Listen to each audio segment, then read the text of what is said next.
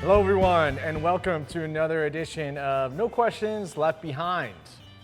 We got quite a few questions, some of which we didn't get to during the live, so we're gonna answer them right now. Yeah, and if you didn't catch the live, you can go back and watch it for all the demos. This is if you did watch the live and didn't get your question answered, we're gonna provide that today. We have some giveaway winners. Be sure to subscribe and follow us on Instagram, Facebook. Hit the notification bell here on YouTube so you never miss one of these videos, because if you did participate in the live and you don't watch this video, when we call you a winner, you're not gonna be able to get your prize. And we wanna give you stuff. Yes. We had a few of you guys ask too, when is the No Questions Left Behind? They're always the Friday following our YouTube live on Wednesday. So every time we do a YouTube live, we follow that up with No Questions Left Behind that posts the Friday after. Yeah. Same week. And our topic was foaming.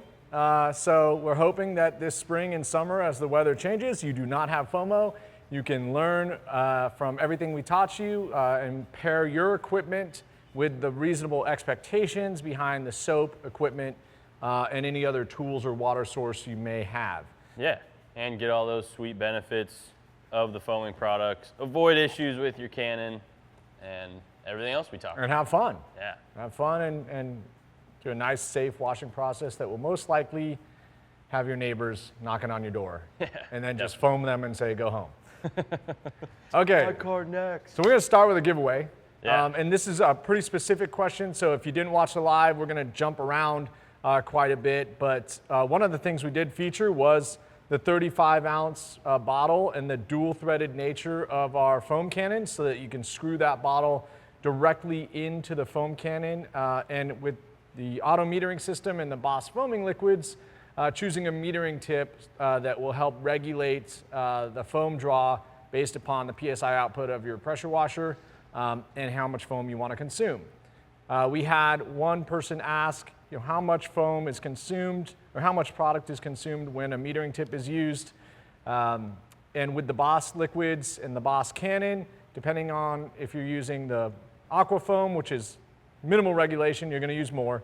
But if you're using either the purple or pink tip, you're going to get about 1.5 ounces of draw to do an entire car per process. And the aqua's about double that, so 2.5 to 3 ounces if you're using the aqua tip.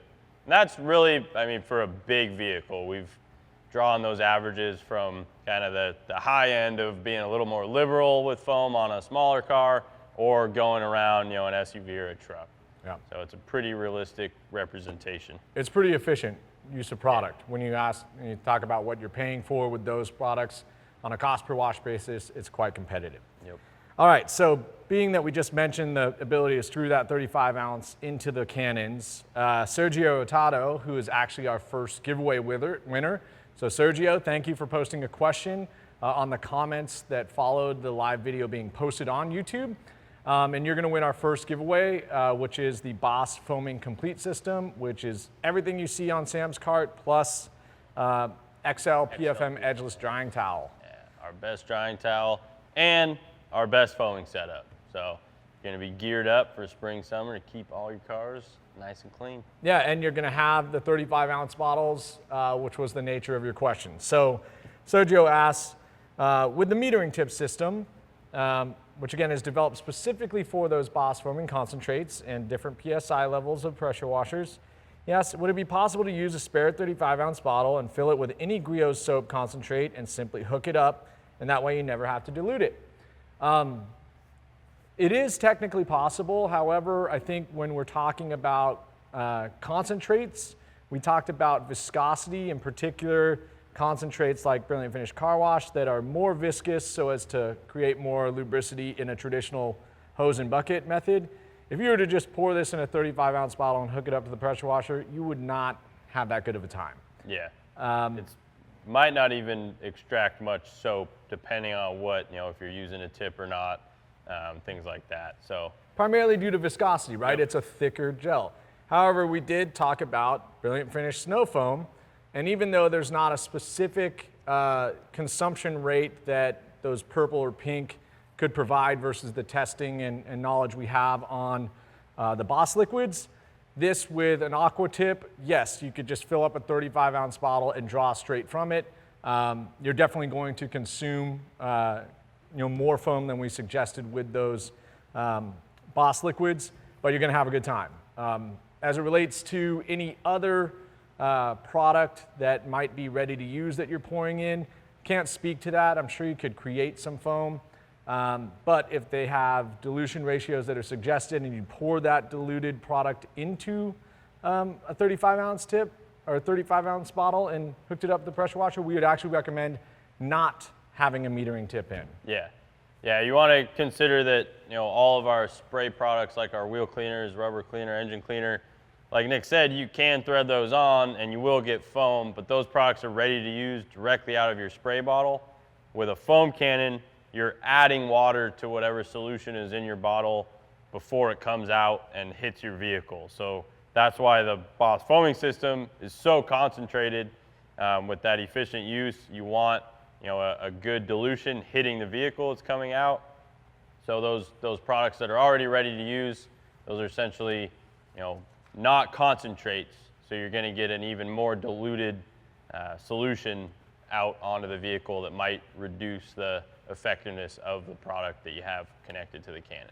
Yeah, it's kind of a long answer, but that's a good one to start. That's why Sergio's went in the giveaway. Yep. It's one that could be addressed because we didn't want to convey that just anything can be screwed up to a foam cannon, in particular with a metering tip in, and produce the exact same results we were showing you last night. Yeah. Sergio also asked about ceramic wash and coat. He watched us apply it via the foam cannon. He wanted to know how long it was safe to allow it to dwell.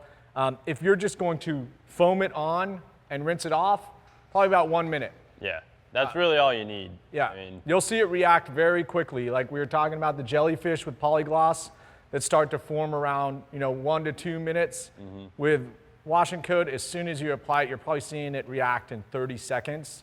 Yeah. And you do not want that product to dry. So definitely just rinse it off. If you're gonna do what we did and agitate, just work in smaller sections, spray it on, give it 20 seconds, or even just start working with the mitt immediately after you foamed on.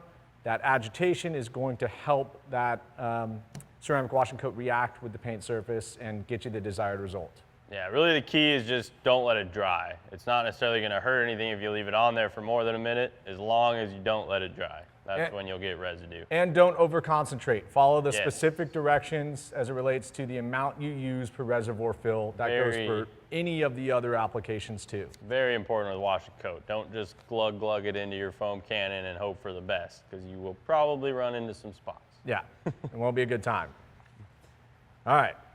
So we'll save our other giveaway. Yeah, Sergio, email us at social@griosgarage.com to claim your prize. Thank you for your questions. So the next question, Gordon Chan asked, does Brilliant Finish Snow Foam provide similar cleaning abilities to foaming surface wash? And can Brilliant Finish Snow Foam be used for a contact wash in a bucket? We covered the second part of that question yesterday. However, you can put it in a bucket and use it that way. It's just not really intended for that, so you may not get the same level of sudsing and lubricity that you want in a bucket because it doesn't have a bucket dilution on the back of the bottle. However, the cleaning ability of Brilliant Finish Snow Foam is going to be similar to foaming surface wash. They're both pH balanced. They both clean the surface really well. Main difference between the two being that foaming surface wash is more concentrated than Brilliant Finish Snow Foam. So this product's, you're going to need less when you're diluting it in your cannon reservoir. And you can also use this with the metering system on the Boss foaming system, or on the Boss foam cannon. It's designed to be used that way. That's not saying that you couldn't use Brilliant Finish Snow Foam with the metering system here. It's just with that product being not quite as concentrated as your foaming surface wash, results are going to vary between the two if you're using them through the metering system. Yeah.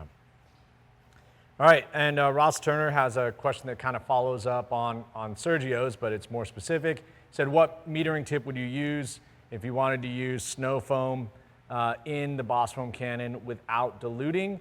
As we said, this is a water-thin solution, so it should pull through the cannon quite well at full strength, but we don't have a specific dilution ratio or a specific consumption rate relative to the pink and purple tips, but with the aqua tip, you will definitely be able to pull that product through and generate great foam by pouring it at full strength into a reservoir. Yep, no problem there. Alan Friedlander asks, my Boss foam cannon does not produce shaving cream foam. I've tried many diluted products. Well, depending on what you mean by shaving cream foam, as we showed you yesterday, it's not really gonna produce shaving cream thickness foam regardless of what product you use it with. That's more into the realm of the air foam or sudsing gun, but you should get really rich, clingy foam that you can build on the surface. I would say if you're not getting that and you've tried lots of different products and you're positive your cannon's not clogged or dirty, check your water TDS. That was a big topic yesterday.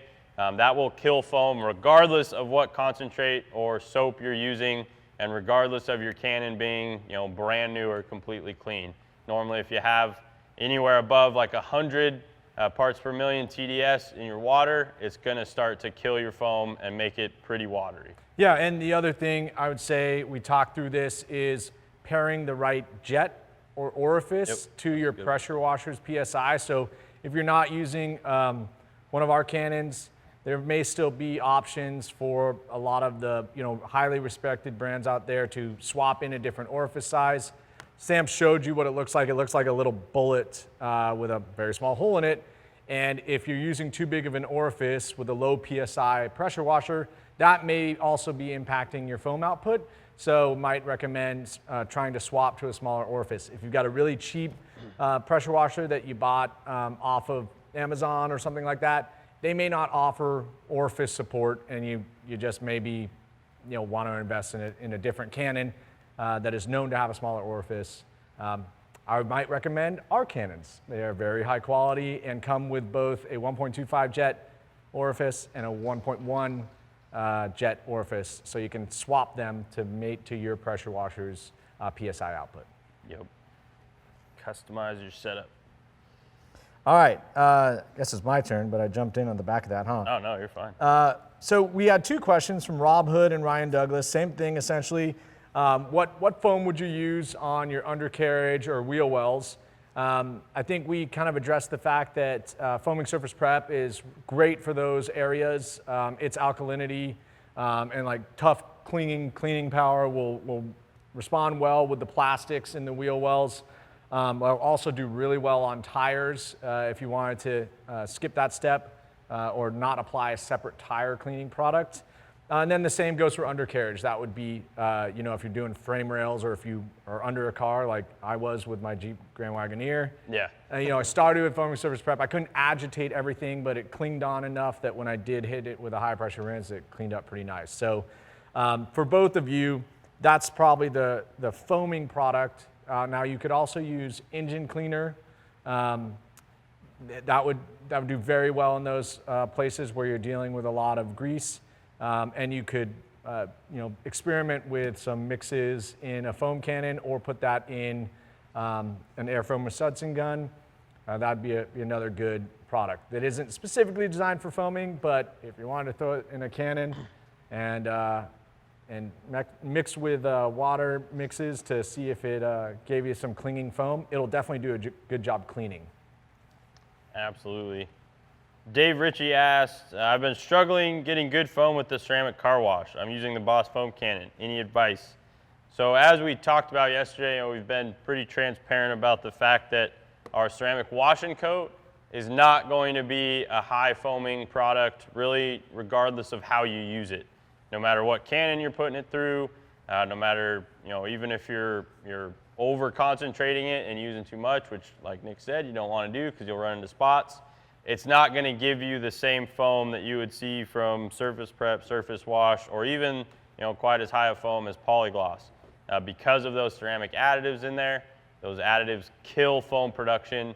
We really tried to find a balance where you're still getting some foam, but also getting really good protection.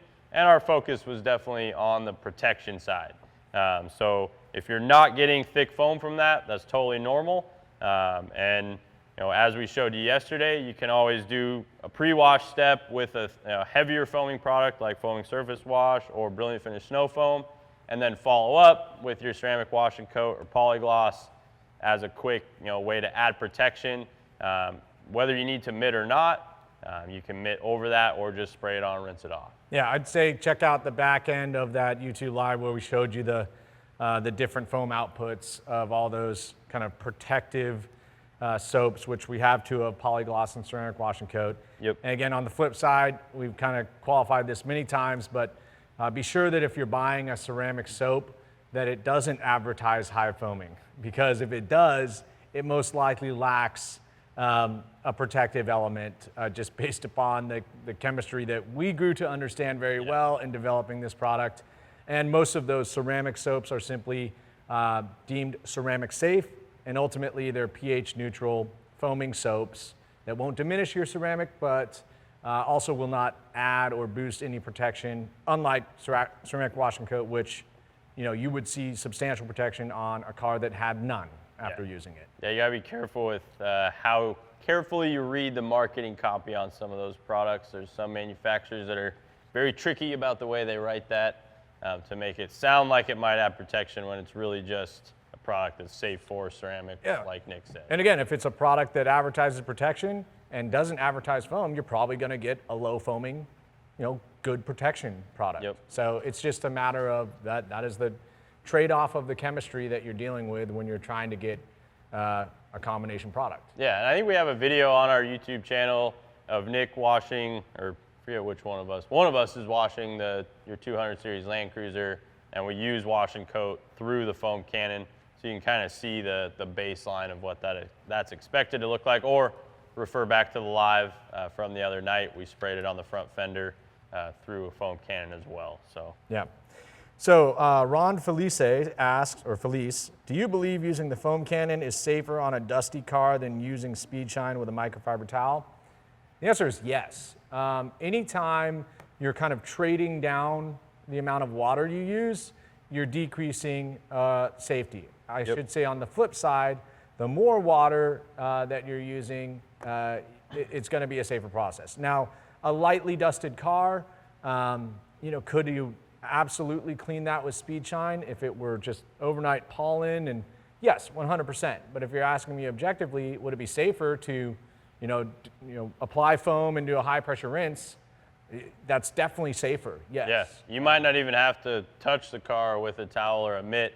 If it's just dusty, you can probably spray some foam on and do a methodical high pressure rinse to get that foam, and the dust is going to come right off with it. Yeah, I mean, we'd seen it on my Bronco. Bronco had great protection on it. I was driving it around, getting it all dirty, but I was washing it so frequently that I really wasn't having to touch the car until it got past a certain point of soiling, right? If I went 3 or 4 weeks without washing, then yeah, I might have to start touching it. But ultimately, the answer to your question is yes, it's going to be safer. Is it going to take a little bit more time? Yeah, but we just focused on answering your question specifically. Yep. Dennis Barrios asked, what are the advantages of using your foaming surface prep over spiking your regular pH neutral soap with an all-purpose cleaner? Now, it's a pretty good question, but we don't necessarily recommend doing garage chemistry and mixing products because you're probably not going to get the same effectiveness as a product that was designed for a specific task. Foaming surface prep isn't super expensive, especially for how concentrated it is and all of the utility you get from it. And it's definitely going to be more effective at stripping heavy soiling as well as old protection, things like that, off of the surface than an APC poured into a standard car wash soap is. Sometimes chemicals will interact and kind of offset each other. So if you're mixing two products, they're intended for very different tasks. You could reduce the effectiveness of both of those products, whereas foaming surface prep is intended specifically for stripping things off and making sure that you're getting a clean slate, whether that be removing heavy grease, oily residues, heavy soiling, or old protection before a heavier detail or paint correction. Yeah, I mean, feel free to experiment. We just aren't going to make any promises. And yeah. We probably already have a solution, as Sam said, that nails that. And if we don't, hey, send us a suggestion at social@griosgarage.com. Maybe we'll mix up the next special sauce for you. Okay, we had a couple questions about easiest way to maintain your foam cannon, because we talked a lot about troubleshooting if your foam cannon's performance falls off, or if you're not getting the foam that you may expect. And we already talked about the performance tweaks relative to matching orifices to your pressure washer output. But had a great suggestion from James Giannakis that he said, I've used my empty, So James' question addresses one of the things. We talked about flushing your pressure washer or your foam cannon after use, whether that be in the sink or dialing down the regulator and just pushing water through with your pressure washer. But this is another great one that he said, I use an empty bottle, empty 35 ounce, I would presume, filled with warm water, screw it onto the cannon and just let it ride and flush it out and drain the entire reservoir. That's a great way. That's a really easy way. And one that we did not suggest yesterday, even though Sam had a couple really good ways to, or demonstrate how you could clean it out. It's a good way to not have to buy that extra reservoir. If you have an empty bottle, just rinse it out and use that for the job. And the second part, we had about 3 or 4 other people say, should I not be leaving my foam cannon screwed into a soap or soap and water diluted mix? The answer is, take that off, right? You don't want it sitting in there. It could, again, you want to flush the cannon so you don't get soap buildup in your screen, as we showed yesterday, and just any degradation that could happen to your drop tube, your metering tip, clogging. Just it's not worth it. Just put the cap back on the bottle, or we also have a cap for both our Brilliant Finish jar and the Boss Foam Cannon jar. So you can just cap that and store the cannon separately. That's the better long-term storage and maintenance protocol for that. Yeah, for sure. Don't leave it in there. Let's see what else we got. Dave Nyack asked, will the surface wash remove existing wax and sealant? No, it will not. So foaming surface wash along with Brilliant Finish Snow Foam, Brilliant Finish Car Wash, those are all pH balanced soaps. So those will not remove any existing wax, sealant, or coating. The only one that we talked about yesterday that will is foaming surface prep. So this is a high pH solution intended to remove heavy soiling, oily residues, things like that, as well as old wax or sealant protection. Typically, if you have a fresh coat of wax or a fresh application of like our ceramic 3-in-1, one hit from foaming surface prep probably isn't going to take it off. You would have to do it a couple times, but it will diminish protection regardless of how many times you use it. Now, I will say, like, when I've used foaming surface prep on like my wife's car that's extremely soiled, I'm using it to help break down the dirt, and I'm kind of knowing that I'm sacrificing protection, but I could also then follow up that intense cleaning step with, say, ceramic wash and coat, applied by hand, or ceramic speed shine as a drying aid. Yeah, or to just kind of boost it. But it's again, not for use every time, but it can help you in an extremely dirty car situation. Yes, sir. But just know that alkalinity will diminish surface protection.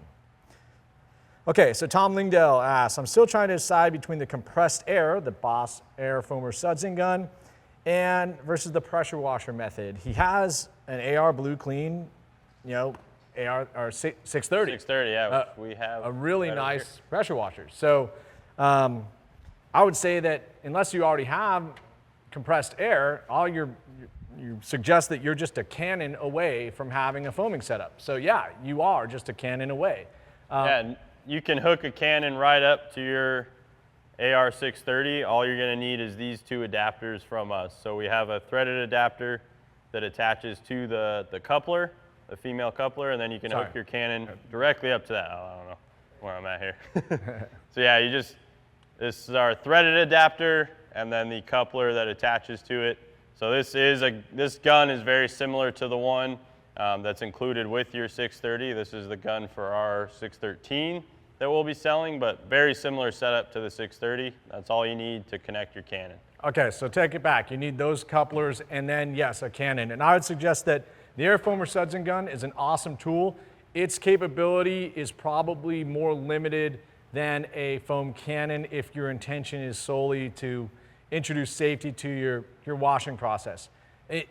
That air tool has awesome utility, but I'd call it a complementary tool if you enjoy foam cleaning. Yeah, the Canon covers the car a lot faster, and just the utility of having the pressure washer right there to rinse and all of that too makes a huge difference versus using the air foamer like with a garden hose or something like that.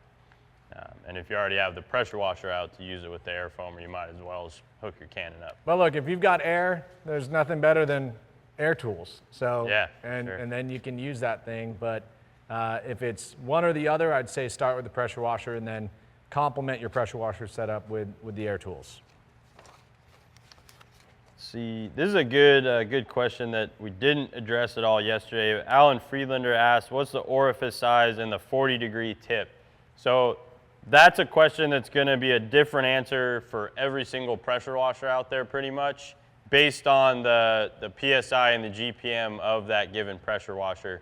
This is something that I didn't know until about a year ago, but all of your spray tips, so a pressure washer usually comes with like a 0 degree, a 15 degree, and a 25, sometimes a 40 degree, depending on the pressure washer setup. Usually you at least get 2 of the middle ones, maybe the 25 and the 40. But regardless, all of those, so from pressure washer to pressure washer, you're going to have different orifice sizes based on the specs. We had another comment that was saying, will the various orifice sizes starve a pressure washer or constrain a pressure washer? The answer to that is yes. So you want to make sure that you use the tips that came with your pressure washer with that given pressure washer. If you were to, say, take a tip off of a 3,000 or 4,000 PSI gas unit and put it on a lower power unit, you may not run into an issue there, but if you were to do vice versa and put a tip from a lower power unit on a high power unit, you're likely going to constrain that pump and potentially cause some problems. With electric units, you can overload the pump and overload your circuit, where the pump will draw too much power because it's working too hard and pop your circuit breaker. Yeah, and I think to clarify, there was a complimentary question about the orifices in the Canon. Yeah, yep. I think the Canon is a lower risk than what you're suggesting. Yes, yeah. I think you could, the 1.1 and 1.25 are so close. I know I've used both of those on all of our pressure washers and never had a problem. I suppose if you're on, outward bounds of things, you could maybe cause some issues, but yeah, use the tips that come with the pressure washer. Make sure if you're replacing those, they use the same orifice size. Usually you can find that in the pressure washer manual as well. I'm not sure of the exact sizes for all of ours off the top of my head. Yeah, this is a good point because we've talked about decon in these lives before and the importance of thorough decontamination being essentially chemical and mechanical, and the proper process or proper steps, as we have coached, is to do chemical decontamination ahead of mechanical decontamination. And we talked about why that is important. In particular, if you're using chemicals that can break down some of the embedded contaminants or ferrous metals, then you don't necessarily absorb those into, say, a finite, traditional clay bar, or you've got less mechanical work where you're actually having to touch the car and work your way around it as part of your mechanical decontamination process. So Josh Reed asks, does foaming surface prep do any chemical decontamination, or should I still use an iron remover with a super dirty car? Technically you do both. However, foaming surface prep from a chemical decontamination standpoint is going to be better at breaking down more organic contaminants, whereas iron and fallout remover is definitely going to break down ferrous particles, the inorganic embedded contaminants. So if you're doing a customer car and you're prepping for a thorough decontamination, both of those steps would be recommended. And quite frankly, foaming surface prep, it's going to be limited to more organic contaminants. So you would still probably need both if you wanted best practice. Yeah, to follow up on that, Ron Shoop asked, what's the best pollen removal foam? Like Nick said, foaming surface prep excels at removing organic contaminants like caked on pollen that's dried up and Pollen boogers. built up in your trim and door seals and all that kind of stuff.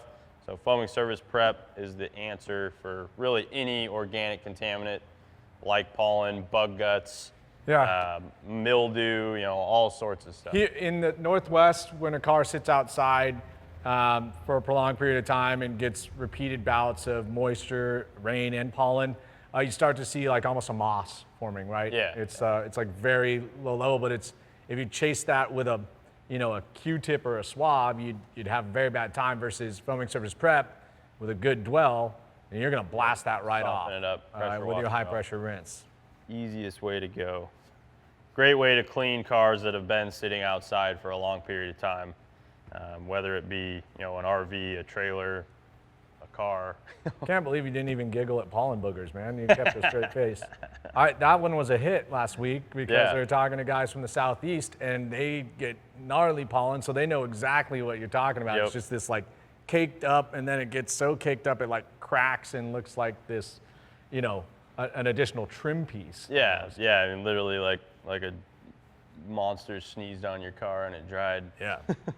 And like you said, with the pollen rain, you get that cakey mixture that is quite difficult to get off without a good soap and a pressure washer. Yeah, you saw my Bronco hood the other day. It's like all these little yellow water bead highlights. Yep.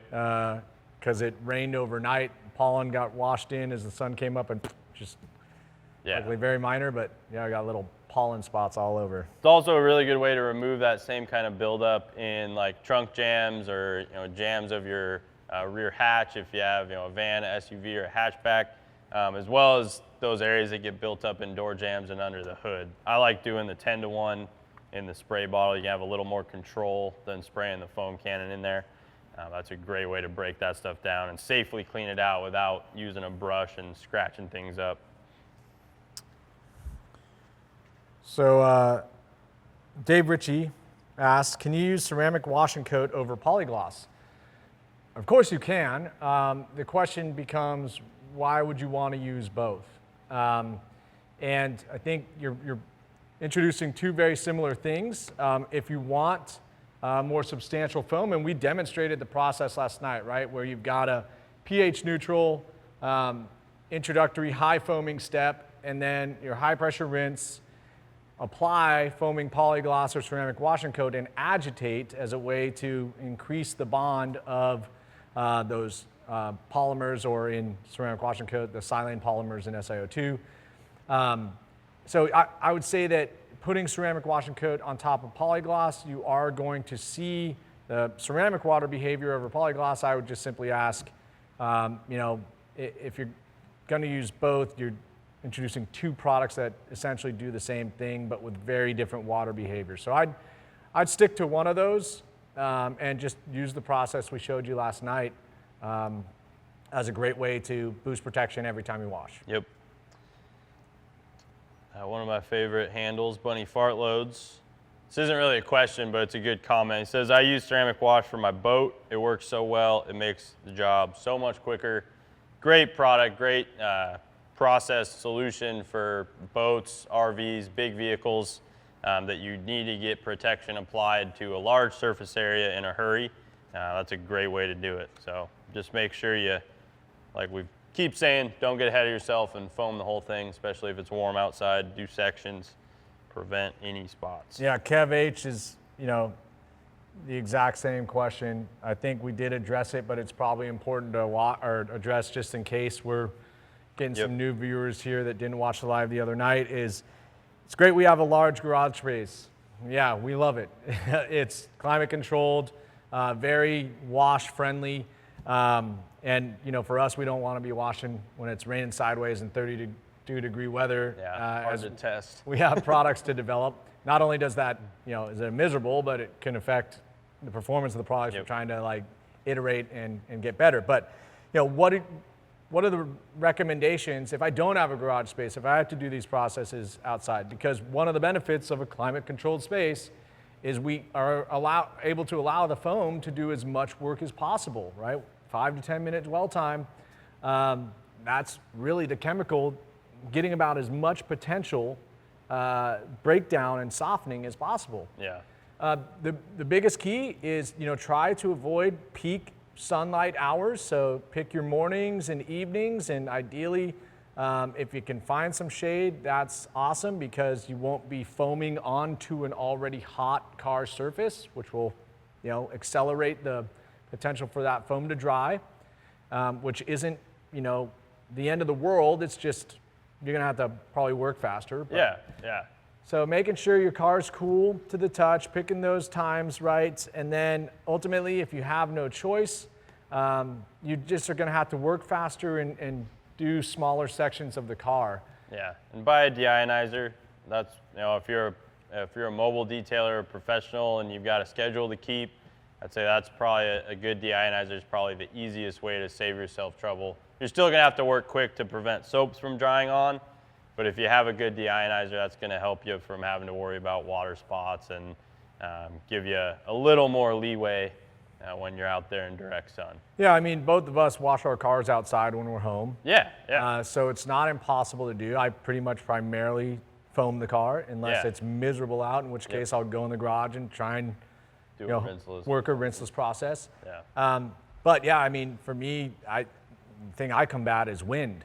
Yeah. Right. Yeah. So that's the only real uncomfortable thing. Too. Gotta make sure you're working with the wind, not against it. It's definitely not impossible. You just don't want to, probably not doing foaming surface prep and hoping that it can, dwell for 10 minutes when it's 95 degrees out at noon. Yeah, and my driveway at home has full sun pretty much from 7:30. I mean, this time of year from probably 7 a.m., maybe even a little earlier that until like 6:30, 7 p.m., when the sun's low enough that my neighbors' houses or the trees behind them are giving me some shade. And I just wait till those cooler, more shady hours to get the job done.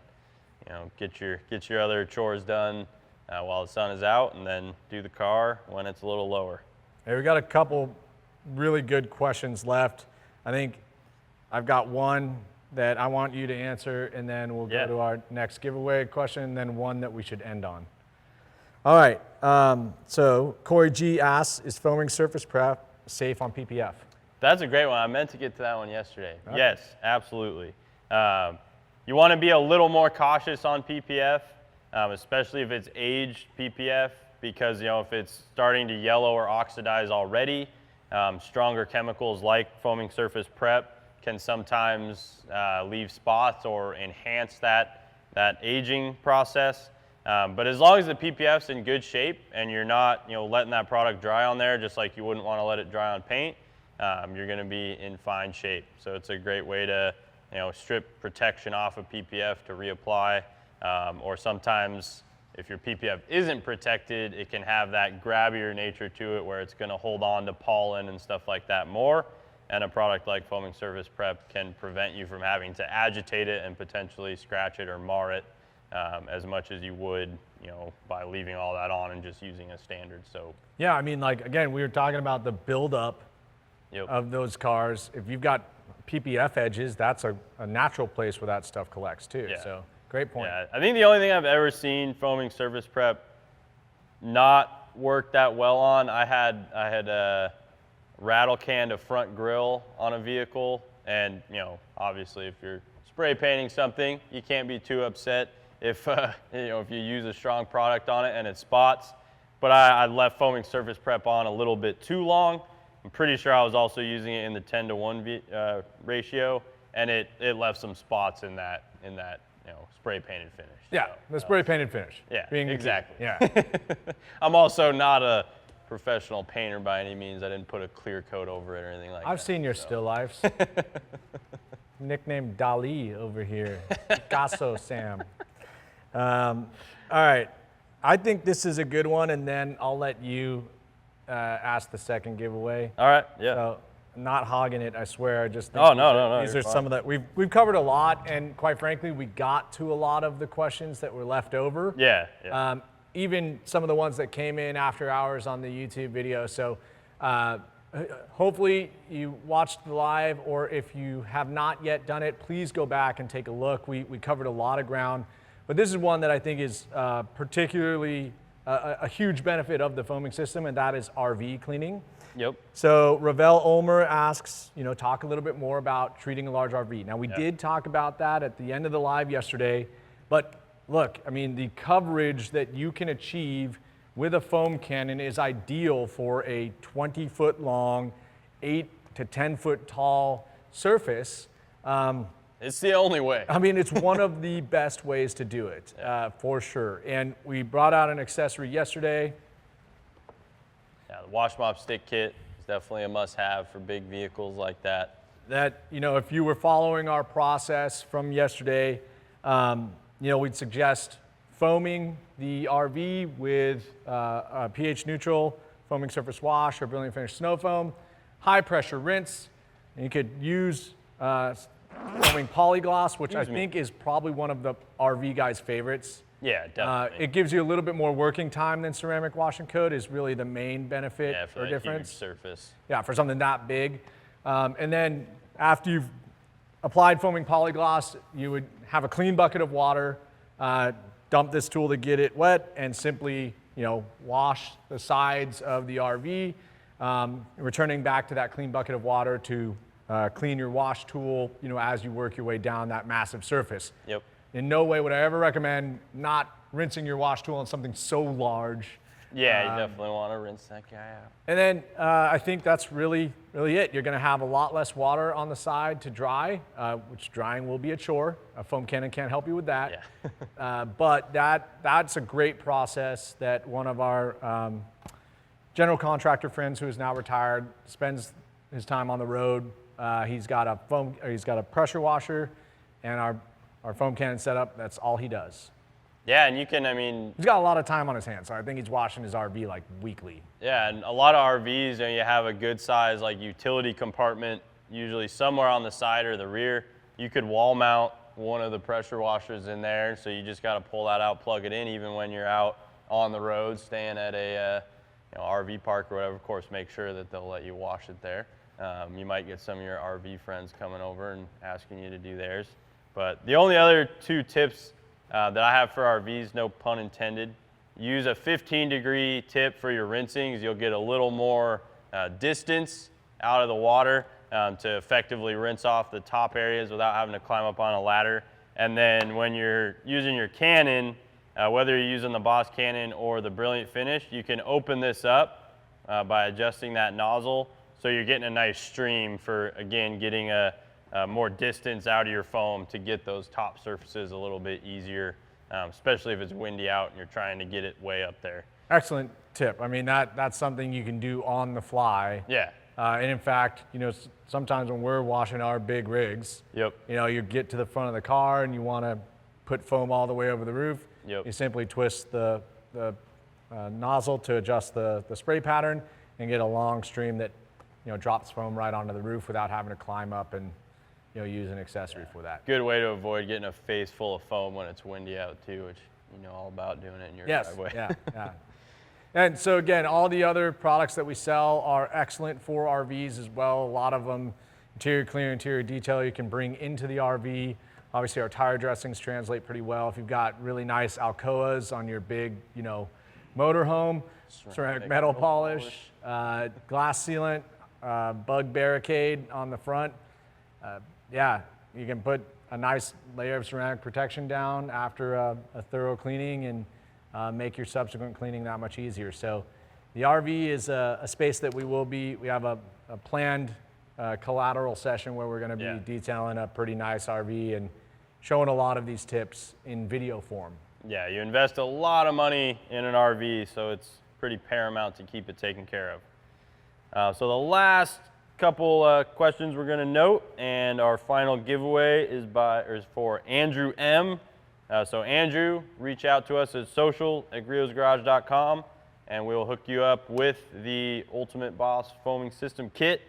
You had some good comments. You were quite complimentary. You said, I've yet to see a detailing cart as good as Griot's Garage. Incredible job, guys. It's definitely, I think, one of our hard goods that we're more proud of. Yeah. We've had a couple of companies, try to copy it, but I don't think they've done quite as well as we have. Probably didn't do it in CAD with a bunch of 3D modeling and be patient, I think.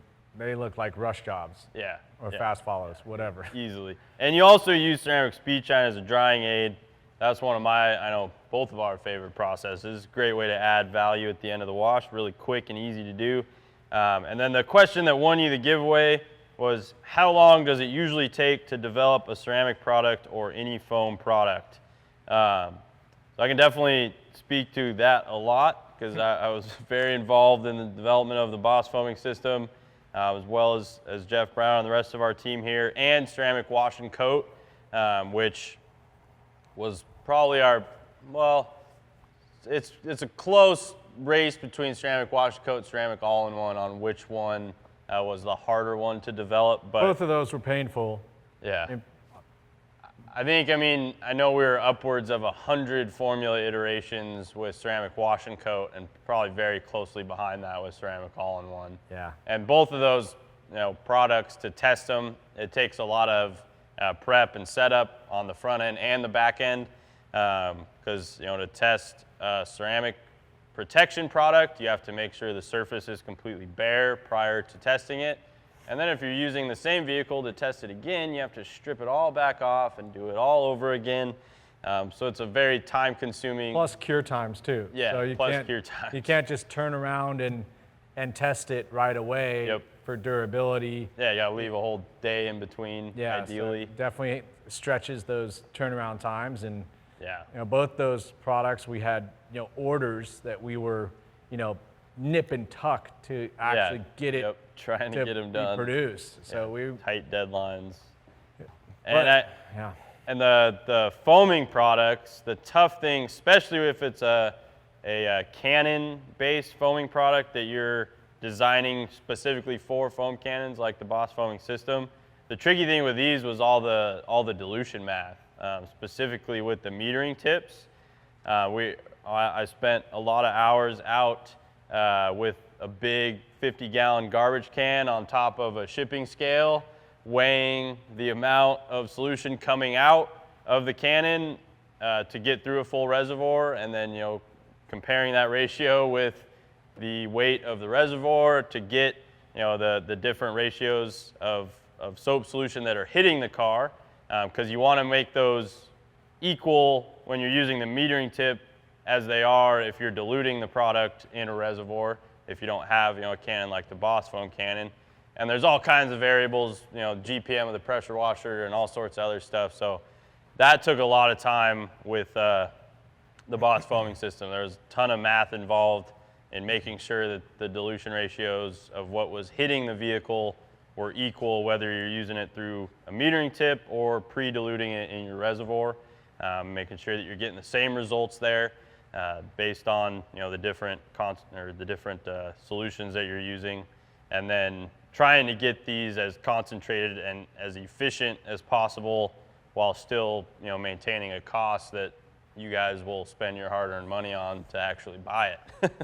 So it's just another day, Sam. It's just another day in paradise. It's a lot of fun. It is. Some of that testing, it throws you for a loop. It's a little more exciting. Can also be a little more frustrating. Yeah, I think the biggest thing with ceramic products is that setup time. It's the looking at all the competitors, setting them up too. In wash and coat, we're trying to do two things. We're trying to have something that's slick and safe for touching the surface. We'd love it to foam more, but that we had to back off that high foaming desire if we really wanted something that, we believed advertised ceramic. So you're fighting chemistry, and that led to a bunch of fits and starts. We'd have a formula where it's like, oh, foam's great, nothing's there. Yep. Okay, dial it back, go this other direction, and or it protects great, and there's zero foam whatsoever. Yeah, and in development too, we had some, pretty reactive levels of actives in there, and so we'd be, approaching a car with a new iteration and go foam it on, and all of a sudden, it just like scaled up because it was just way too hot and reactive, and now we have to polish the car. Yep. So we definitely have a lot of scars from this, but it is an excellent product, and it does what it says it's supposed to do, which I think at the end of the day, when you look at all of this stuff, that is the truth, right? Yeah. It makes you feel pretty good about all the BS in the short term Oh yeah, to get to the finish line. It's rewarding for sure when you finally get to the end. I remember a few days where we were like testing on Richard's cars, and he'd come back the day after like, "You guys, what are these spots all over my car?" We're like, "Don't worry about it. We just didn't have time to polish it off. Yeah. We'll get to it." But yeah, I think one of those processes made Stevie cry too, because it was that was right stressful. when we were up against the deadline. Yeah, and it wasn't like a an emotional versus a frustration. Yeah, right? exactly. Because it's just like bang your head you've against the invested wall. so much of your time, and you're like, oh, we are 1% away from this, and then 5 steps back, and just like the blood leaving your face. But not the out Stevie, but that's how passionate and invested we are. Oh, and gosh, I know these. I've been close wrenching on my cars and stuff. You know, if you're a gearhead and you do a lot of your own work, you probably understand some of the frustrations. You know, you've busted bloody knuckles, hours out in the garage. Yeah. Family asking if you're coming in for dinner, and you're starving yourself to get to the bottom of a problem. It's pretty similar to developing products. Yeah, and we love what we do. We love that you guys love these products. If you haven't tried them yet, hopefully we've taught you something between the live and this. We love that you guys participate, so don't miss the next one. We'll be posting those dates a little later, so follow us on social media, Facebook, Instagram at Griot's Garage. You can subscribe to this YouTube channel. Hit the notification bell so you'll see all of our new products and any other demonstration videos. Congratulations to Sergio Hurtado and Andrew M. And Andrew M. Please be sure to email us at social@griotsgarage.com so we can get you your prizes. And as always, have fun in your garage. Have fun in your garage.